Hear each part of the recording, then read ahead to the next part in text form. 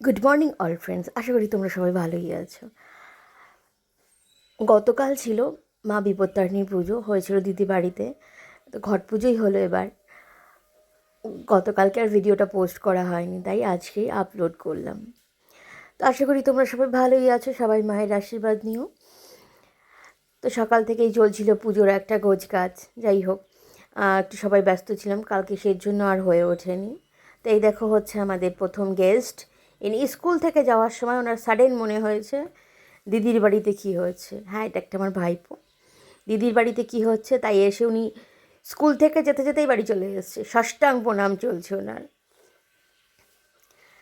তো উনি নমস্কার টমস্কার করে বাড়ি চলে গেলেন স্নান করতে। তারপরে পরে যদি এসেছিলো, সবসময় তো আর থাকে না, ভিডিও করা হয় না। যাই হোক, নিজের বাড়ি পুজো পার্বণ হলে সাজগোজ একদমই হয় না।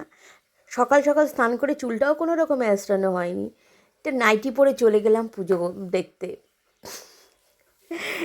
কারণ নিজের বাড়ির পুজো পাঠ হলে না, ওই সাজগোজ এই ব্যাপারটা তখন টাইমের অভাবে হয় না। ওই যেরকম অবস্থায় ওরকম করেই চলে যেতে হয়। যদি অন্য কোথাও হয় তখন একটা সাজুগুজুর ব্যাপার থেকে যায়। যাই হোক, তোমাদের সাথে কি হয় জানিও, এরকমই হয় মনে হয়। যাই হোক, অপেক্ষা করছিলাম, তারপরে চলে আসলেন ব্রাহ্মণ। ব্যাস, পুজোও শুরু হয়ে গেল। পুজোর সময় অনেকটা সময় একটু বসেছিলাম, ভালোই লাগছিল। যাই হোক, সবাই ঠাকুর দর্শন করো। এইবার আর প্রতিমা নয়, এবার ঘটেই পুজো হলো দিদি বাড়িতে। আশা করি তোমরা সবাই ভালোই আছো। প্লিজ সবাই পাশে থেকো, and please subscribe my channel. আর আমার ইউটিউব পরিবারের সকলকে আমার তরফ থেকে অনেক ভালোবাসা। আর সবাইকে এটাও নিয়ে যা নেক্সট একবারে। উল্টো রথের শুভ রথযাত্রা। Tata, bye by.